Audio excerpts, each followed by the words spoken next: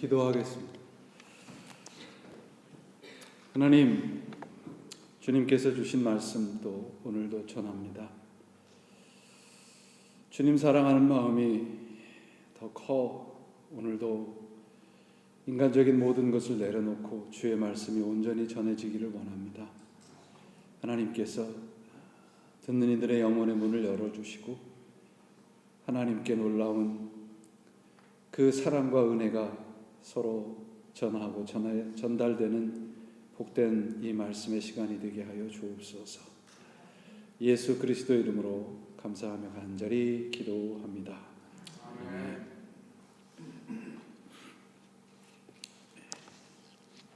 아마 2017년 작년 재작년서부터 여러분들이 아마 뉴스를 보시거나 어떤 신문을 보시거나 하면 거의 빼놓지 않고 매일 듣는 단어가 페이크 뉴스라는 단어일 것입니다. 그래서 2017년에는 가장 핫한 단어가 페이크 뉴스가 됐습니다. 페이크 뉴스라는 것은 가짜 뉴스죠. 가짜라는 페이크는 가짜라는 뜻도 있지만 상대방을 이렇게 속이는 어떤 운동 경기에서 상대방을 속이는 그런 액션 동작을 뜻하기도 합니다. 그렇다면 왜 우리가 그런 페이크 가짜에 속아 넘어가는가 하는 겁니다. 그 이유는 진실과 거짓을 교묘하게 섞어 놓기 때문에 사람들이 분별하기가 쉽지 않기 때문에 그렇습니다. 그러니까 많은 사람들이 이건 진짜라고 생각을 하는 그것을 약 51% 그렇게 만들어 놓고 가짜를 49% 섞는 겁니다. 그러면 사람들이 그게 진짜인 줄 알고 진짜인 것처럼 믿게 만드는 것, 그게 페이크 뉴스입니다. 교회 안에도 이런 페이크 복음들이 있지요. 예수를 믿으면 구원을 얻습니다. 맞는 말이죠. 예수를 믿으면 곧 구원을 얻으면 세상에서 부자도 되고 성공하고 건강하게 오래 삽니다.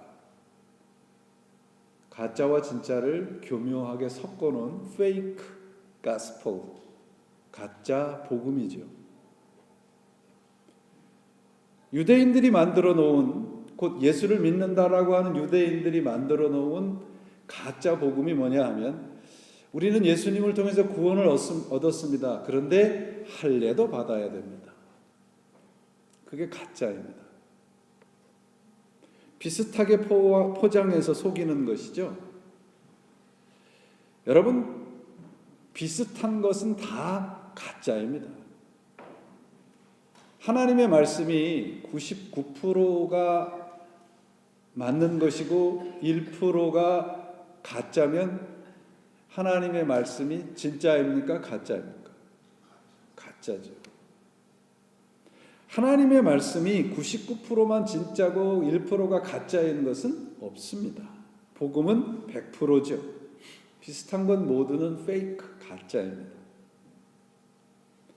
왜 이렇게 가짜들이 극성을 부리는가 하는 그것은 진실과 거짓이 중요한 게 아니고 내가 좋아하는지 내가 싫어하는지가 가치의 기준이 되어버린 시대에 살고 있어요. 내가 좋아하면 그거는 진짜가 되는 것이고 내가 싫어하면 그것이 진리라 할지라도 가짜로 만들어버리는 세상입니다. 가치의 기준이 하나님의 말씀이 아니라 대다수의 사람들에 의해서 정해지기 때문에 그렇습니다. 본문에도 예수님의 형제들이 뭐라고 얘기를 하냐면 많은 사람들이 있는 초막절 명절에 가서 그 사람들에게 하나님의 말씀을 전하라. 그 말은 무슨 말이냐면 그들이 무엇을 원하는지 잘 제대로 알아서 그들이 원하는 것 전하라, 그런 말이에요. 본문에 등장하는 유대인들도 마찬가지입니다. 배우지도 않았는데 어떻게 저 목수의 아들인 주제에 어떻게 하나님의 말씀을 가르치는가? 무슨 말이야? 예수님이 가짜라는 말이죠. 많은 사람들이 생각하는 기준으로 보면 예수님은 가짜가 되는 겁니다. 많은 사람들이 생각하기에 공회에 들어가 회원이 되거나 어떤 율법적인 훈련을 받거나 그래야 하나님의 말씀을 제대로 전할 수 있다고 생각을 하는 거죠.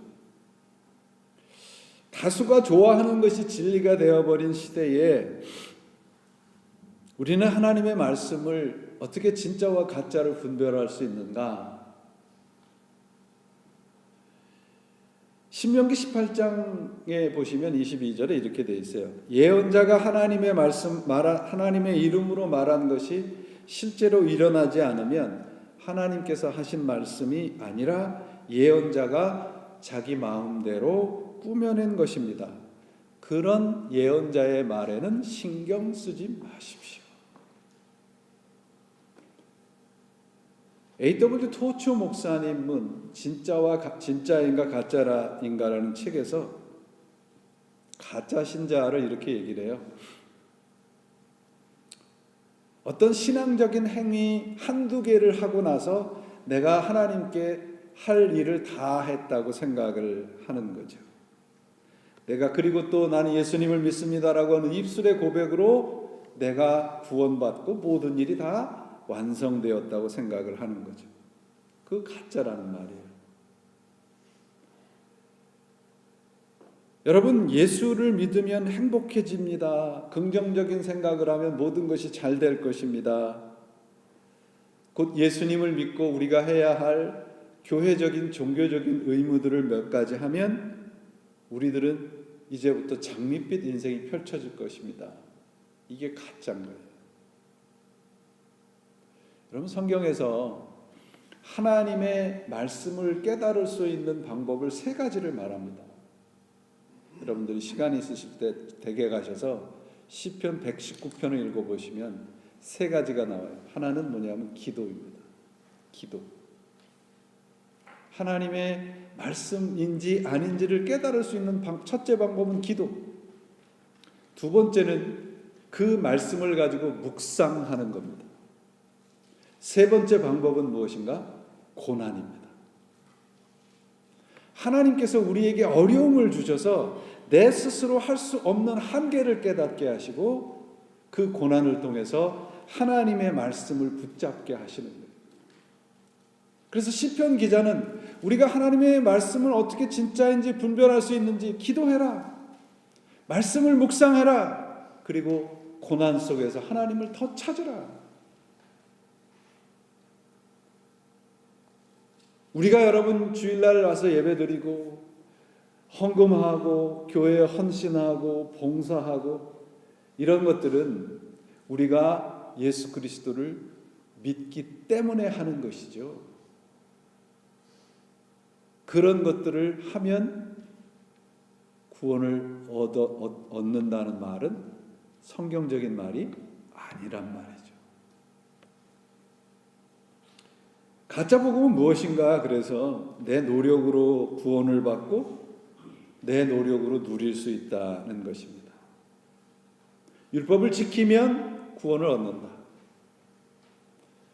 예수님께서는 오늘 17절 말씀에서 그렇게 얘기합니다. 사람이 하나님의 뜻을 행하려 하면 이 교훈이 하나님께로서 왔는지 내가 스스로 말한 것인지를 알리라.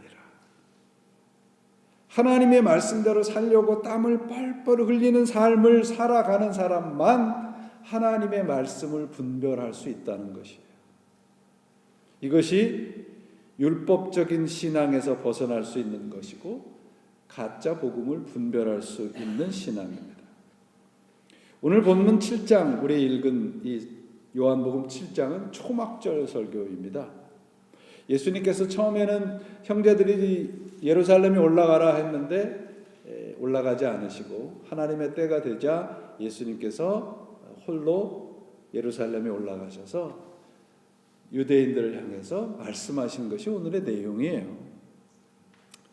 근데 예수님께서 하나님의 말씀을 전하자 이제 유대인들 사이에서 논쟁이 벌어지기 시작을 합니다. 첫 번째는 뭐냐면 예수님께서 하나님의 말씀을 전하자 그 말씀을 들은 사람들이 예수님에 대해서 어떻게 판단을 하냐면 저 사람은 배우지 못한 무식한 사람이다.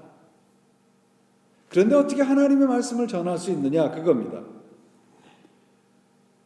왜 이렇게 얘기하는가 그러면 이스라엘 백성들이 이제 그 당시에 쓰는 단어, 쓰는 이제 언어가 이제 두 가지로 말할 수 있어요. 크게는 세 가지지만 헬라어, 히브리어, 또 하나는 아람어입니다. 아람어라고 하는 것은 바벨론 언어입니다. 그러니까 이스라엘 백성들이 망해서 바벨론으로 식민지로 끌려가죠. 그러니까 70년을 살다 보니까 이제 거기에 언어에 익숙해지면서 그들이 독립을 해서 돌아온 후에도 평민들은 일상에서 쓰는 언어가 아람어가 됐습니다. 그런데 히브리어는 그렇게 돼서 좀 히브리어라고 하는 것을 사람들이 자신의 언어임에도 불구하고 잊어버렸는데 그 언어를 사용하는 그룹이 이렇게 한정되어 있었습니다. 그들은 누구인가 하면 종교의 지도자들, 제사장들, 사두개인들, 바리새인들. 그러니까 예수님께서 지금 하나님의 말씀을 가르치는데 아람어로 말씀하셨습니까? 히브리어로 말씀하셨습니까? 히브리어로 말씀하신 겁니다. 왜냐하면 성경을 가르치셨잖아요. 그러니까 성경은 히브리어로 되어 있단 말이죠. 종교 지도자들만 쓰는 언어인 히브리어로 하나님의 말씀을 가르치자 이제 유대인들이 생각하기 저 사람은 요셉의 아들이고 목수이고 배운 적이 없는데 어떻게 가르치느냐 이렇게 예수님께 대해서 논쟁을 하면서 예수님께 비난을 쏟아지게 됩니다. 배우지 않았는데 어떻게 알 수 있습니까? 알 수 있느냐? 어떻게 그렇게 탁월한 말씀을 가르칠 수 있는 성경에 분명히 탁월하다고 되어 있어요. 예수님께서 가르치신 말씀이. 근데 유대인들은 그 탁월한 가르침에 관심이 있는 게 아니고 저 사람이 어떻게 히브리어로 성경을 가르치지? 배우지도 않았는데 이것이 오늘 본문이 사실은 좀 어려워요. 내용이. 근데 쉽게 말하면 이것이 바로 어떻게 배우지도 않았는데 히브리어로 하나님의 말씀을 가르치지? 이게 율법적인 신앙, 율법적인 행동입니다. 제가 몇 차례 말씀드렸는데 우리 기독교는요. 인과 율의 이 관계에서 벗어나셔야 돼요. 인과 율이란 무엇입니까? 원인이 있으면 결과가 있다는 거예요. 자, 우리가 구원받은 걸 생각을 해보세요. 우리가 뭔가 자격이 있어서 내가 하나님께 구원받을 만한 이쁜 짓을 해서 이게 원인이에요? 그래서 우리가 구원받았습니까? 우리에게는 아무런 원인이 없어요. 구원받을 만한 자격도 없어요. 그런데 구원받았어요. 그러니까 우리가 신앙에서 가장 벗어나기 어려운 것이 이 인과율의 신앙이에요. 내가 한 만큼, 내가 이렇게 했기 때문에 거기에 합당한 보상을 얻었다. 이거 벗어나야 돼. 이게 율법적인 신앙이에요. 우리가 받은 구원은 무엇입니까? 예수 그리스도의 일방적인 은혜이고 사랑이에요. 인과율의 신앙 사고방식이 기복적인 신앙입니다. 내가 열심히 하고 내가 뭔가 능력을 발휘하면 하나님이 거기에 합당한 보상을 주실 것이다. 이게 기복신앙이잖아요. 참 이상하죠. 우리가 아무런 것도 하지 않았는데 구원받은 것에 대해서는 얘기하지 않고 내가 뭔가 하나님에게 요만큼 헌신을 하면 그거는 생색을 낸단 말이죠. 그것이 바로 인과율의 곧 기복주의적인 신앙. 오늘 유대인들이 이야기를 합니다. 세상적으로 보면 여러분 물론 배워야지 가르칠 수 있죠. 또 이 말씀을 가지고 또 어떤 사람들은 그냥 기도원에 가서 열심히 기도하고선 스스로 목사 안수 주고 내려온 사람도 있대요. 그래서 가르치는 사람도 있답니다. 성경은 그렇게 얘기하는 것이 아니고요. 16절 보세요. 나의 교훈은 내 것이 아니라 나를 보내신 분의 것이라는 말씀이죠. 이것이 예수님이 히브리어로 가르치는 것에 대한 답이에요. 너희는 배워야 가르칠 수 있다는 생각에서 갇혀 있지만 예수님은 그렇지 않다는 거죠. 지금 예수님께서는 율법과 은혜의 차이를 설명을 하고 있는 겁니다. 물론 세상은 내가 노력하고 열심히 비례해서 주어지는 것이 맞습니다. 그러나 하나님의 은혜는 그렇지 않습니다. 필립 얀시가 하나님의 은혜라는 책에서 하나님의 은혜를 이렇게 정의해요. 하나님의 은혜를 조금 더 받기 위해서 우리 인간이 할 수 있는 것은 아무것도 없다는 거예요. 무슨 말인가요? 하나님의 은혜는 선물인 거죠. 일방적으로 주어주시는 거예요. 사도 바울이 고린도전서에서 이렇게 얘기하잖아요. 내 말과 내 전도함이 지혜의 권하는 말로 하지 아니하고 다만 성령의 나타남과 능력으로 하여 나의 믿음이 사람의 지혜에 있지 아니하고 다만 하나님의 능력에 있게 하려 하였노라.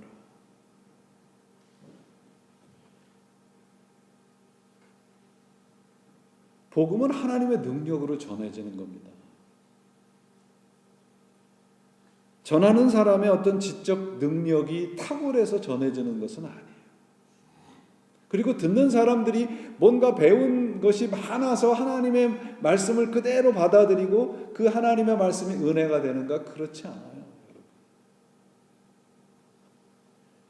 사도 바울이 만약에 자기 자신이 가지고 있는 그 많은 지식에 그걸 가지고 하나님의 말씀을 전하려고 했다 그러면 사도 바울은 실패했을 것입니다. 근데 뭐라고 얘기를 해요? 내가 가지고 있는 지식을 나는 배설물처럼 버렸다.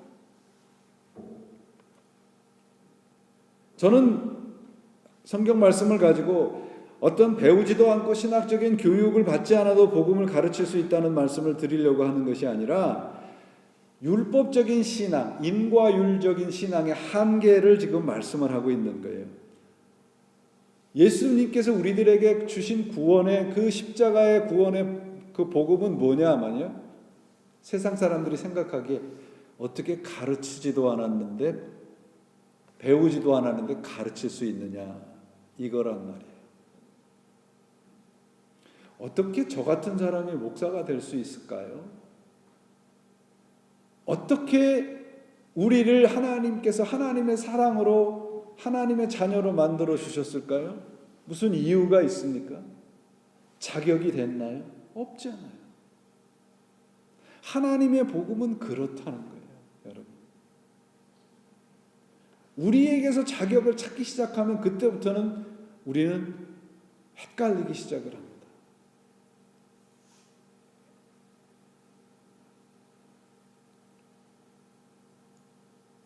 이스라엘 백성들이 율법을 가지고 있는 것을 자랑을 하죠. 그래서 내가 율법을 지켜서 하나님의 백성으로 살아간다.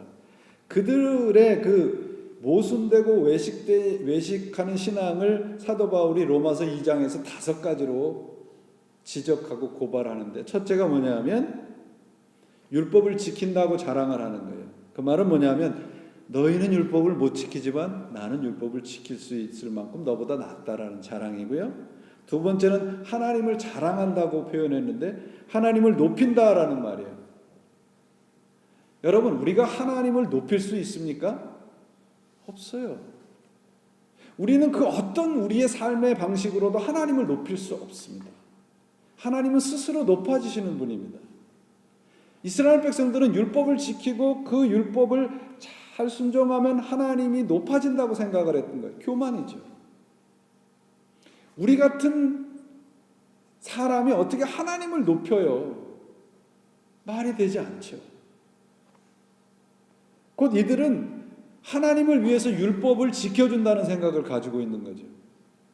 아, 내가 이만큼 하면 하나님이 영광을 받으실 거야. 버려야 돼요, 이런 생각. 세 번째는 율법의 교훈을 받는다라고 하는 거예요. 곧 하나님의 뜻을 스스로의 노력으로 찾을 수 있다는 생각을 가지고 있는 거고요. 네 번째는 선한 것을 좋게 여긴다. 선한 것을 좋게 여기는 게 뭐가 그게 교만인가? 여러분, 선과 악을 우리 스스로 구별할 수 있다는 생각이 교만인 거예요. 우리는 죄인이기 때문에 선과 악을 구별할 수 없습니다. 하나님을 만나면 그분의 말씀 안에 살면 진정한 선을 만날 수 있게 되는 거죠. 다섯 번째는 그들은 말씀의 선생이라고 하는 거예요. 유대인들이 예수 그리스도를 죽인 이유는 성경에서 여러 가지가 나오는데 한 가지입니다. 우리는 구원받았고 이미 구원받은 백성으로 완성되어 있는데 예수님께서 뭐라고 얘기해요? 회개하고 복음을 믿으라. 구원을 받으라고 했기 때문에 그런 거예요. 율법을 가지고 있으면서 이스라엘 백성들이 나는 구원받았는데 왜 자꾸 율법을 가지고 있는데 왜 자꾸 율법을 가지고 있는 나한테 율법을 지키지 않았다고 얘기를 하느냐. 이 다섯 가지의 특징은 겉모습의 치장에 있어요. 오늘날의 표현으로 말하면 이겁니다. 예수를 믿었는데 예수 믿고 나서 나는 술 담배도 안 하고 주일이면 예배에 참석하고 식사할 때마다 기도 거르지 않고 가끔 금식도 하고 봉사도 하는데 이게 자랑이 된 것이 유대인들의 자랑이 된 겁니다. 마치 이런 거예요. 여러분들 식당에 음식을 이제 잡수시러 가실 때 뭘 보고 가십니까? 거기 서빙하는 웨이트레스가 잘생기면 가나요? 뭘 보고 가세요? 음식이 맛있어요. 음식이 맛있어요. 여러분들이 이렇게 저는 그렇게 가끔 그런 생각을 하거든요. TV에서 선전을 보다가 이렇게 차 선전을 보면은 잘 안 팔리는 차의 선전을 보면 참 기가 막혀요. 차가 막 돌짝밭으로 막 꼭대기까지 올라가요. 그런 차를 선전을 해요. 그런 차를 우리가 여기서 살아가는데 무슨 필요가 있을까요? 신앙도 마찬가지예요. 여러분, 신앙의 알맹이는 내가 예수 그리스도를 만나고 그분의 말씀으로 내가 변화되어 가는 겁니다. 참 신앙은 내가 속사람이 주님을 닮아가는 거예요. 내가 변화되지 않는 신앙은 religious entertainment입니다.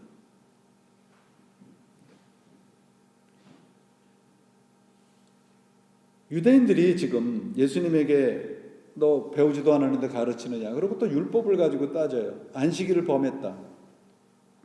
유대인들의 율법 가운데서 중요한 거 두 가지를 얘기를 하려면 할례를 행하는 것이고 또 하나는 안식일을 지키는 겁니다. 그런데 이런 경우가 있었잖아요. 안식일은 태어나서 8일 만에 할례는 태어난 지 8일 만에 할례를 행해야 되는데 8일 만에 어떤 집안에 그 할례를 행하려고 했는데 그 8일째가 안식일이면 어떻게 해요? 그러면 그 다음날 할례를 행할까요? 할례를 그날 행할까요? 할례를 안식일임에도 불구하고 행합니다. 왜냐하면 할례를 행하라는 법이 안식일보다 더 중요하고 큰 법이기 때문에 그래요. 오늘 이런 일이 있을 줄 몰랐는데요. 저도 오늘 아침에 어머님이 돌아가셨다는 소식을 듣고 이게 정말 하나님의 말씀을 제대로 전할 수 있을까? 그래서 제가 준비한 설교를 들으면 이제 쭉 보면서 이거를 하나님이 저에게 주신 이 하나님을 섬기고 하나님께 예배하라고 하는 것이 저와 어머님과의 인간적인 그런 관계보다 더 위에 있는 거거든요. 목사는 그래서 극한 직업입니다. 오늘 내 자녀가 어떻게 돼도, 오늘 우리 가족에서 어떤 일이 벌어져도 목사는 오늘 단에 서야 돼요. 할례와 안식일법이 이겁니다. 그래서 예수님께서 안식일에 안전뱅이를 일으키시고 안식일에 병자를 고쳤다는 말씀을 하고 있는 거예요.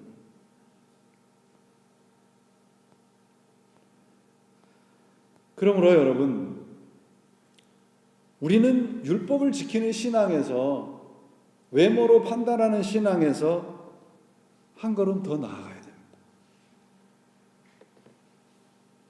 이스라엘 백성들이 안식일을 거룩하게 지키는 그 율법을 지키기 위해서 한 짓이 뭐냐? 예수님을 죽인 거예요. 안식일에 할례를 행하는 것이 안식일을 제대로 지키는 것이라고 믿는 사람들이 결국은 안식일에 구세주를 죽인 결과가 되어버린 겁니다. 이것이 우리 사람의 판단의 한계고 율법신앙의 한계입니다. 그러면 이런 율법신앙에서, 율법적인 신앙에서 벗어나기 위해서 어떻게 해야 하나? 오늘 본문 17절과 18절이 그 답을 줍니다. 그러므로 우리는 하나님의 말씀을 따라 그 말씀을 행하기 위해 우리의 삶의 자리에서 그 말씀과 씨름하는 신앙을 살아야 합니다. 내 생각과 내 정성이 아니라 말씀을 따라 살아갈 때에만 하나님을 알 수 있고 하나님을 사귈 수 있고 내 능력과 내 노력을 앞세우지 않을 수 있어요.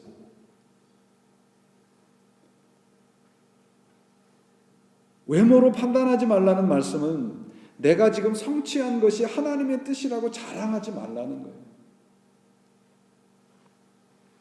제가 이거 말씀 한번 드린 적이 있습니다. 다시 한번 여러분들의 이해를 돕기 위해서 말씀을 드려요. 제가 이 성경책을 여기서 손을 딱 놓으면 성경책이 어떻게 될까요? 떨어지겠죠, 이렇게.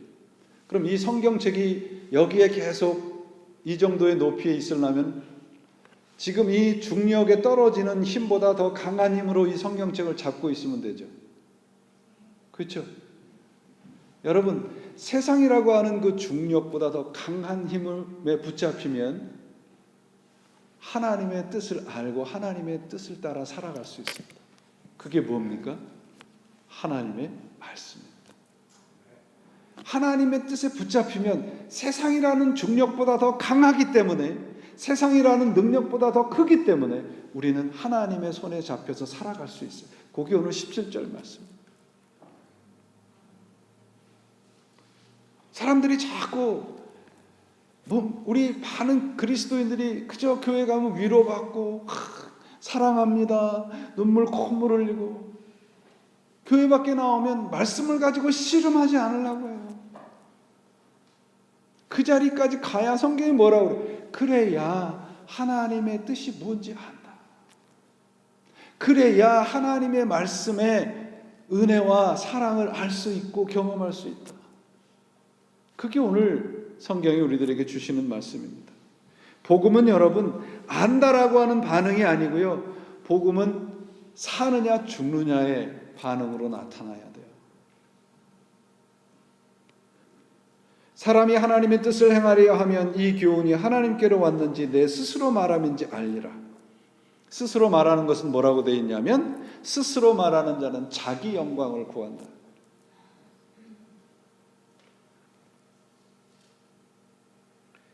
우리가 참된 그리스도인이 되고 참된 그리스도인으로 살아가기를 원한다면 예수님을 단순히 이해하고 공감하는 수준의 신앙에서 순종하는 신앙으로 따라 나가야 됩니다. 그게 오늘 17절 말씀. 하나님을 알고 하나님의 말씀을 알면 어떻게 해야 된다고요? 하나님의 뜻을 따라가야 된다. 이해는 믿음의 한 부분이기도 하지만 여러분, 믿음의 전부는 아니잖아요. 어떻게 우리가 하나님을 이해할 수 있어요? 난 하나님을 이해하지 못해서 못 믿는다는 사람들이 있어요. 참 불쌍하죠. 왜요? 어떻게 우리가 하나님을 알아요? 어떻게 자녀가 부모님의 사랑을 다 이해를 해요? 못하죠.